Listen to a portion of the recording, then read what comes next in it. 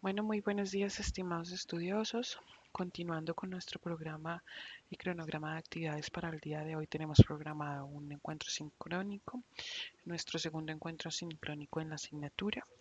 Hoy vamos a vamos a ver dos tratados internacionales ratificados por Colombia en materia de medio ambiente, bastante importante, en donde han surgido varios preceptos normativos para la protección del medio ambiente y de los recursos naturales. Entonces, pues sin más, vamos a comenzar. Mm, Dentro de los tratados internacionales ratificados por Colombia en materia del medio ambiente disponemos pues de una gran variedad. Entre ellos tenemos el Convenio de Diversidad Biológica, el de Montreal, el de Kioto, el de Cambio Climático. Existe otro de movimientos transfronterizos y desechos peligrosos, Tratado de Cooperación Amazónica y bueno, un sinfín de tratados internacionales que eventual y que obviamente fueron ratificados por Colombia en su momento y en donde pues tenemos unas obligaciones para con el medio ambiente a través de estos tratados internacionales. Vamos a tratar dos muy puntuales, escogiendo estos como importantes sin ser los otros menos importantes, dado que pues me interesa que conozcan todas las condiciones que se realizaron a través de estos tratados y la normatividad que emana de ellos para la protección pues de determinados recursos. Vamos a hablar entonces del primero, que es el Convenio de Diversidad Biológica. Este fue en las conferencias de las Naciones Unidas sobre el Medio Ambiente. Fue un compromiso internacional en la Cumbre del Río de Janeiro de 1992. Es un tratado internacional vinculante jurídicamente, es decir, que es de obligatorio cumplimiento, ya que fue ratificado por Colombia. Dentro de este convenio de diversidad biológica existen varios objetivos, dentro de los que puedo destacar la conservación de la diversidad biológica como factor importante, la utilización sostenible de sus componentes y el reparto justo y equitativo de los beneficios que se derivan de la explotación y de la utilización de este recurso. Es importante porque es como lo que se materializa, ¿no?, dentro del convenio de la diversidad biológica. Los compromisos que se asumieron cuando se ratifica en este convenio de diversidad biológica es que, primero, bueno, reconoce que los estados son responsables de esa conservación de la biodiversidad, reconoce además la necesidad de conservarla para la viabilidad de, por ejemplo, en la agricultura y la pesca a largo plazo, tomando estos dos como factores importantes de la actividad económica de muchos sectores. La conservación y explotación sostenible son indispensables para el desarrollo, acordémonos del principio de sostenibilidad y obviamente la investigación científica y técnica para revertir todo este deterioro que se pueda causar a la biodiversidad. Esos fueron los compromisos que se asumieron por parte de Colombia al ratificar este tratado. Dentro de la pérdida de la biodiversidad tenemos varios factores que ayudan a esta pérdida, ¿no? Los motores para la pérdida de la biodiversidad que se han notado a través de la investigación son el cambio en el uso del suelo como primera medida, como primera fuente, como primer motor, o sea, reemplazando la ganadería reemplazando bosque por la pastura degradada. Los cultivos de uso ilícito ayudan a la degradación del bosque y también la infraestructura y el desarrollo vial han hecho que la pérdida de biodiversidad se altere, realizando como un motor, como un primer motor, este cambio en el uso del suelo. El segundo motor que se ha detectado para la pérdida de la biodiversidad es la disminución, pérdida o degradación de los elementos de los ecosistemas nativos y de agrosistemas. Entonces, por ejemplo, ya vemos como hay muchas agroindustrias en las sabanas tropicales, hay, por ejemplo, generación de hidroeléctricas, cambios de regímenes hidrológicos, hay urbanizaciones, transformación del territorio en donde disminuyen esos ecosistemas nativos como una de las mayores prácticas de las pérdidas de la biodiversidad. Tenemos otro como las invasiones biológicas, que se registran más o menos 298 especies invasoras de fauna y flora. Esta es la segunda causal global de pérdida de biodiversidad, no solamente aquí en Colombia, sino en el mundo. Entonces, por eso hacen tantas restricciones, incluso ya son delitos, estas especies que se transportan de un sector a otro, no sabiendo la alteración que, que se puede cometer con esta acción. Otro de los motores es la contaminación y toxificación del agua a través de determinadas actividades que se realizan, como por ejemplo la minería de carbón y oro, la agricultura industrial, la ganadería, asentamientos humanos de manera ilegal, ¿no? Que degradan la calidad del agua en determinados aspectos. Entonces hay que tener en cuenta que esta pérdida de biodiversidad son por diferentes y varios motores. Sin embargo, estos son como los que de alguna manera han sobresalido más para generar esta pérdida de biodiversidad y que evidentemente hay que controlar. Mm, Actualmente, digamos, existe el cambio climático que se está haciendo un gran esfuerzo, ¿no? Para detener este síntoma. Lo que pasa es que existe actualmente un gran número de sistemas que muestra poca flexibilidad para responder a las adversidades producidas por el cambio climático. O sea, nos quedamos como muy cortos cuando ya nos estamos dando cuenta, no existe formas de contraer, digamos, este daño que se ha hecho a la biodiversidad, porque es uno de los recursos naturales que le cuesta muchísimo más componerse o reactivarse frente a una posible degradación. Eh, Existen, por ejemplo, a lo que me refería, animales que se han extinguido. Aquí tenemos tres grandes ejemplares sobre el tema y así cuando ya estamos diciendo está a punto de extinguirse es que queda uno, quedan dos y pues obviamente nos da un margen de reacción. Entonces presentamos, por ejemplo, aquí unos animales extintos por causa del hombre y pues obviamente por pérdida de la biodiversidad. Entonces, este convenio de biodiversidad lo que quiere y su reto principal es armonizar el desarrollo y la conservación, la paz y el crecimiento verde. Eso es lo que se quiere conseguir o lo que se quiso conseguir con este convenio. ¿Qué norma ratificó esto aquí en Colombia? Es el Convenio de Diversidad Biológica con la Ley 165 de 1994, por la cual aprueba este convenio sobre diversidad biológica. Actualmente es enmarcado este convenio de diversidad biológica con un plan estratégico para la diversidad biológica en donde establece como primer año, como año de partida, perdón, el 2011 hasta el 2020, que es ya el otro año, en donde existen unas metas para hacer frente a este convenio de diversidad biológica, ¿no? Este plan estratégico que se formuló eh, es este plan estratégico para la diversidad. Entonces, ¿qué significa? Pues consiste en un marco de acción global de 10 años, como ya se los dije. Los países se comprometen a proteger su biodiversidad y mejorar beneficios que proporciona para el bienestar de las personas. Está conformado por una misión y 20 metas globales denominadas eh, que se agrupan, digamos, en 5 objetivos estratégicos. El primero es la conciencia pública. Necesitamos hacer mayores esfuerzos para promover el valor de la biodiversidad y obviamente concientizar pues, a los habitantes de ello, ¿no? Sobre el planeta. Ese es uno de los de las grandes metas. Está, por ejemplo, que otra para conseguirlo que se habrá reducido por lo menos a la mitad y donde resulte factible un valor cercano a cero, todo lo que es la pérdida de hábitats naturales, incluido en bosques, y se habrá reducido de manera significativa la degradación y la fragmentación. Tenemos otra en donde se indica que se habrá evitado la extinción de especies amenazadas, identificadas y se habrá mejorado y sostenido su estado de conservación, especialmente hace énfasis en las especies de mayor disminución.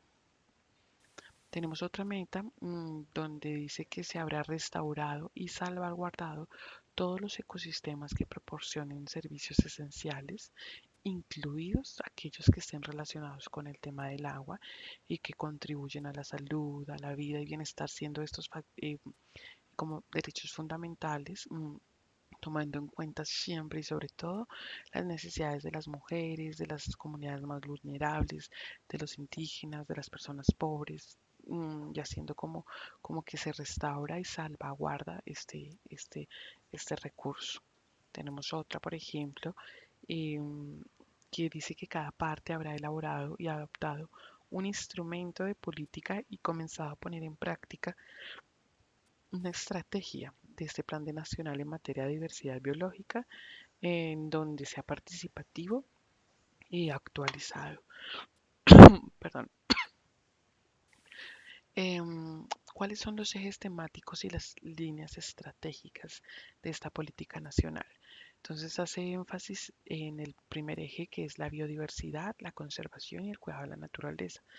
Hace referencia a la necesidad de adelantar acciones de conservación en el sitio y fuera de él, sobre todo también en áreas silvestres, en todos estos paisajes transformados, en estos territorios continentales, marinos, costeros, insulares, que tienen escala nacional, regional, local y transfronteriza, ¿no? Como mirar esa conservación y cuidado de la naturaleza en estos lugares. Otro eje, que es la biodiversidad, la gobernanza y la creación de valor público,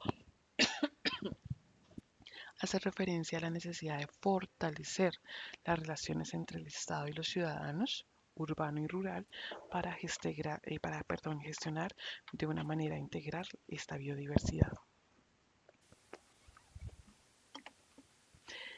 Hace también de la participación y la corresponsabilidad acciones de conservación.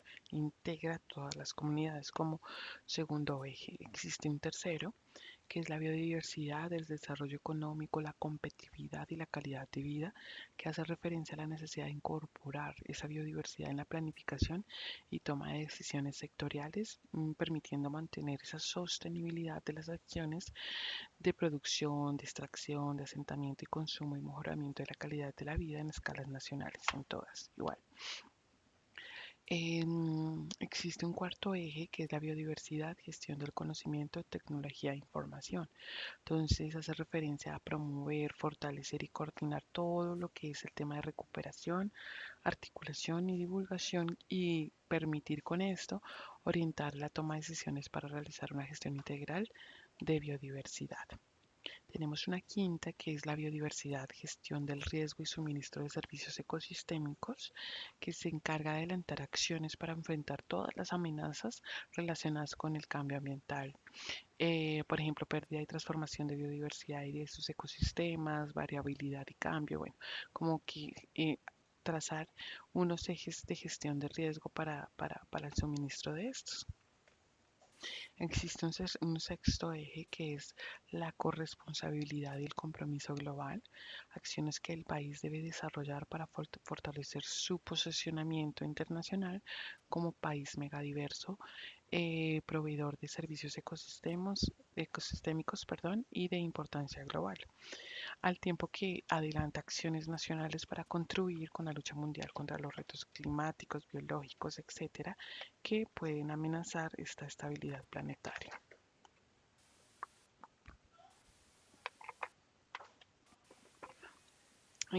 Existe un plan a largo plazo, que es una lectura que vamos a dejar allí en el aula para que ustedes por favor la tengan en cuenta, en donde ustedes puedan determinar cuáles son esos planes de acción de biodiversidad a largo plazo propuestos para el 2020, que largo es ya. Entonces digamos que este es uno de los primeros convenios ratificados, en donde la ley nos indica, la ley nos la ratifica sobre este convenio, en donde enmarca toda la protección a este tema del recurso natural de la diversidad biológica. Entonces, con este explicamos un poco el primer de los acuerdos. Vamos enseguida a el segundo acuerdo que vamos a exponer hoy, que es el denominado Convenio de Viena para la protección de la capa de ozono. el que tenemos señalado aquí.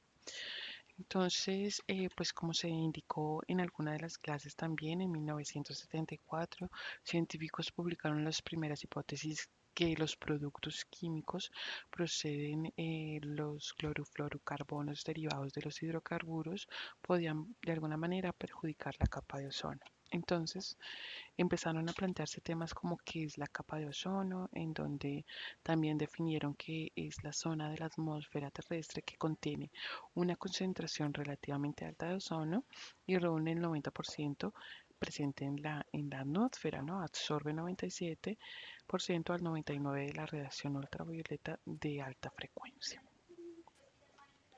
Eh, el Convenio de Viena para la Protección de la Capa de Ozono, su principal objetivo es estimular la investigación y la observación científica, además de cooperación entre las naciones a fines de tener un mejor entendimiento de los procesos atmosféricos a escala mundial. Por tanto, se acordó un control de numerosas sustancias y también una investigación más detallada de esta temática.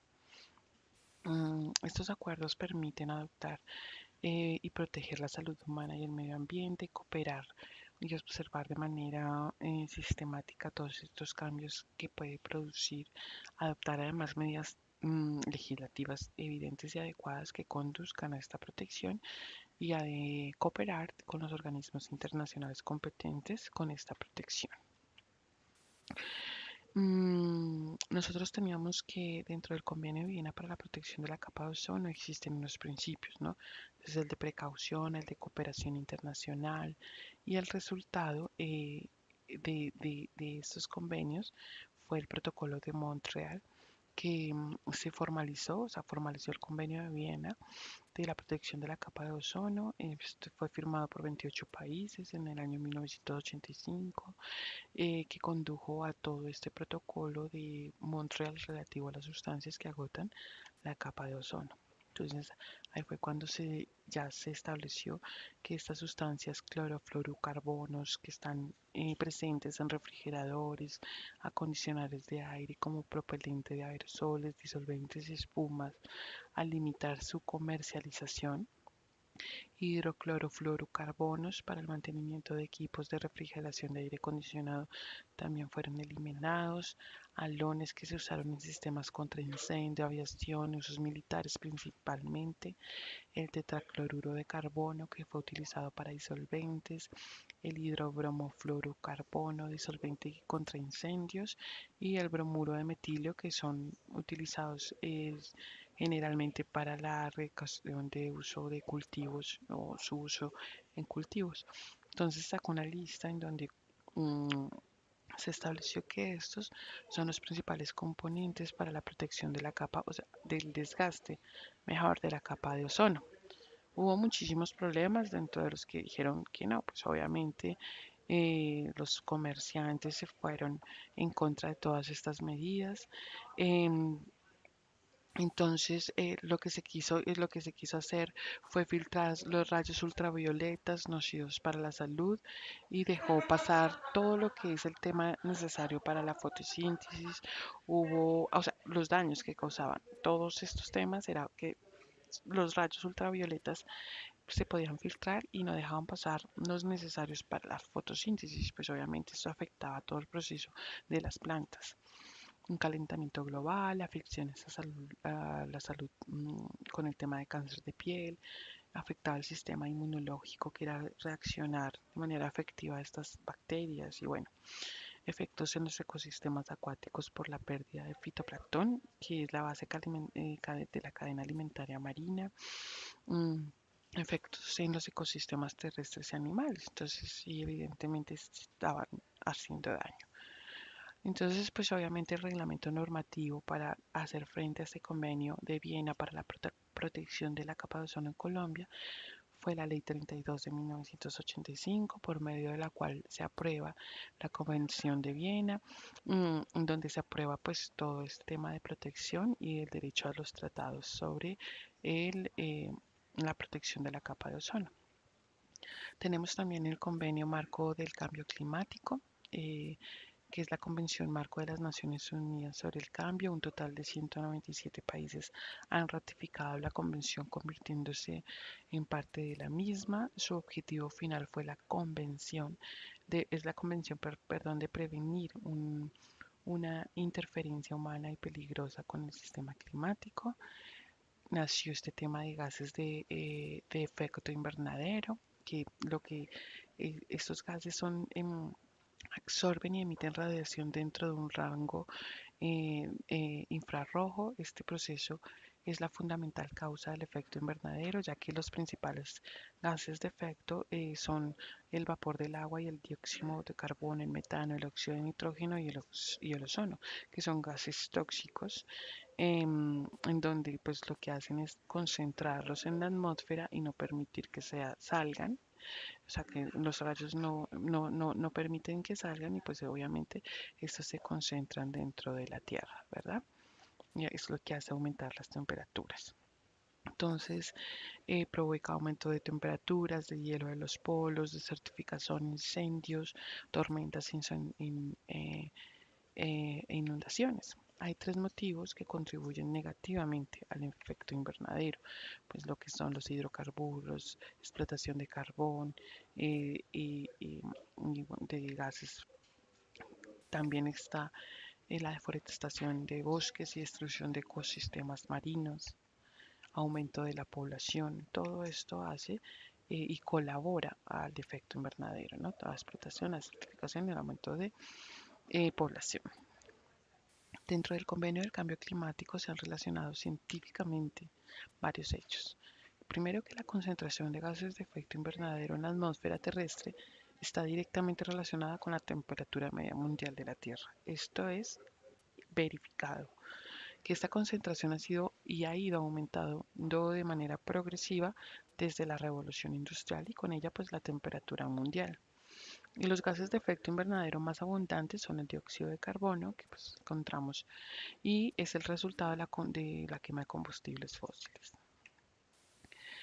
Dentro de la Ley 1844 del 2017, por medio de la cual se aprueba el Acuerdo de París adoptado el 12 de diciembre del 2015, lo que se compromete es a la reducción del 20% de las emisiones respecto a la línea base del 2010. La meta abarca toda la economía nacional, todos los sectores del país deberán generar estas reducciones. Colombia incluyó en sus metas la adaptación de sus compromisos, incluyendo limitación de páramos y creación de nuevas áreas protegidas. Existe otro convenio que es el de Basilea de movimientos transfronterizos de desechos peligrosos, en donde el mayor problema ambiental es la cantidad de desechos peligrosos y que son tratados a países en vías de desarrollo. Estos países no tienen la capacidad de eliminarlos y la mayoría son aparatos electrónicos. Entonces, al no ser eliminados de manera adecuada, genera pues daños al medio ambiente de manera irreparable a la salud humana, ¿no? Existen obviamente recicladores falsos sobre este tema, que hay que tener pues muchísimos cuidados. Entonces también entran a definir todo esto de lo que se trata los desechos y residuos peligrosos. Existen varias definiciones y varias características que representan este riesgo significativo para la salud y se consideran peligrosos los que presenten al menos una de estas siguientes. Entonces, por ejemplo, que sean autocombustibles, explosivos, corrosivos, reactivos, tóxicos, patógenos, radioactivos, mm, se han considerado como peligrosos, ¿no? Entonces nosotros vemos como en las etiquetas de varios elementos, como estas pegatinas, en donde ya está advirtiendo sobre su uso peligroso. En el artículo 81 de este convenio queda prohibida, en la Constitución Política, en el artículo 81 nos indica que queda prohibida la introducción al territorio nacional de residuos nucleares o desechos tóxicos y el Estado en todo caso debe regular el ingreso al país y la salida de él de acuerdo con todo el interés nacional. Y hay que también mirar y prever por la minimización de prevención y valoración de desechos peligrosos. La ley que ratifica este convenio es la Ley 253 de 1991. Se crea con el fin de brindar bienestar a la salud humana, generando una serie de artículos que dan parámetros legales a la movilización de sustancias peligrosas y transfronterizas. Dentro de todo este marco legal existe la Ley 253 del 96, está la Ley 430 de 1988 que dicta normas prohibitivas en materia ambiental frente a desechos peligrosos. Tenemos la Ley 1156 del 2007, la cual aprueba el Convenio de Rotterdam para la aplicación del consentimiento previo fundamento a ciertos plaguicidas. Tenemos la Ley 1196 del 2008, por la cual se aprueba la Convención de Estocolmo sobre contaminantes orgánicas. Entonces, así está estipulado el tema de, pues, a grosso modo, de estos tratados internacionales que nos están ayudando y colaboran a la creación de normatividad. Obviamente escogí unos de tantos de los tratados internacionales a forma de explicación dentro de todos estos tratados y dentro de los que constituye también una prevención normativa para la conservación del medio ambiente y los recursos naturales. Entonces, pues les dejo como un abrebocas de todo lo que pueden versar estos tratados internacionales frente a esta protección. Les solicito lo acompañen con las lecturas que ustedes disponen dentro de su aula, también con el desarrollo de las diferentes actividades que se van a realizar. Y bueno, cualquier duda que se tenga frente a la temática, cualquier aporte que podamos resolver dentro de nuestra aula, pues será bienvenida. Espero pues que haya quedado claro un poco la importancia sobre estos tratados, cómo ha sido ratificado en Colombia, cuáles son los planes y las estrategias que se han realizado para realizar y para hacer efectivos estos tratados en Colombia. Entonces, que tengan ustedes un muy buen día y bueno, cualquier cosa pues por los canales institucionales quedamos atentos. Reciban ustedes un cordial saludo.